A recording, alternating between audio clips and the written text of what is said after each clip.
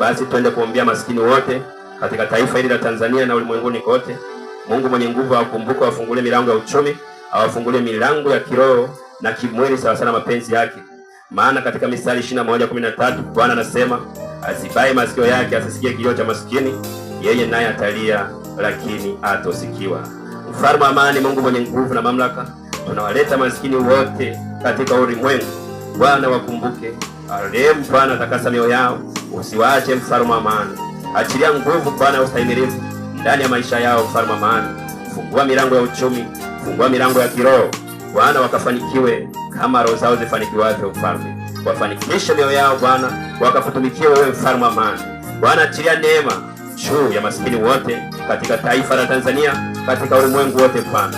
Kwa neno lako Bwana umetuagiza juu ya maskini mfalme wa amani. Achilia neema juu ya maskini wote, ukawatajirishe, ukawape nguvu, ukawape ushindi, ukawape miaka mingi ya kuishi katika ulimwengu wakiwa na afya njema, wakiwa na nguvu na ushindi na ustahimilivu. Mfalme wa amani, Mungu mwenye nguvu, ikiwa unyakuo utakuja ghafla Bwana, usiwaache kwa rehema zako, uwanyakue kwa neema zako Bwana. Lakini kama unyakuo utachelewa, kifo kisije kama mwivi katika maisha yao, bali kawazidishie miaka ya kuishi, miaka ya utakatifu, miaka yenye nguvu na uweza, wakakutumikia usiku na mchana. Mungu mwenye mamlaka, achilia neema juu ya maisha yao, achilia kibali na uweza juu ya nguvu zao katika jina lako Bwana. Tamka neno juu ya maskini wote, mwambie Bwana wakumbuke maskini wote, usiwaache. Achilia neema na ushindi, na mwambie Bwana nitumie kama chombo, nikawahudumie maskini popote pale sawa na Bwana utakavyoniongoza. Achilia neema na nguvu juu ya maskini wote katika ulimwengu, mwambie Bwana hata mimi usiniache, nitumie kama chombo Bwana katika kuwafariji maskini wote na wenye uhitaji katika ulimwengu. Tamka kwa kinywa chako, mwombee maskini, mwombee maskini wa aina yoyote. Maskini ni mtu yoyote asiyekuwa na chochote katika roho, asiyekuwa na chochote katika mwili. Ndio maana Bwana anasema ufanikiwe kama roho yako ifanikiwazo.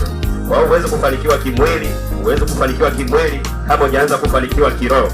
Zaidi ya yote, tamka neno juu ya maombi ya kuombea wakafanikiwe katika roho, na matokeo ya roho yatakuwa ni majibu katika miili yao.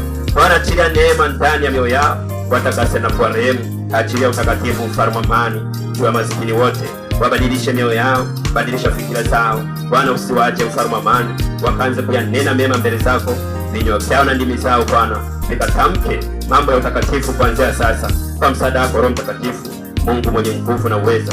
Achilia neema Bwana juu ya maskini wote Bwana, usilisahau taifa la Israeli Bwana, likumbuke taifa lako, ukalibariki na kulitakasa, linue na kulipa nguvu na ushindi katika jina lako mfalme wa amani, katika jina la Yesu Kristo tunakusifu kwa rehema zako.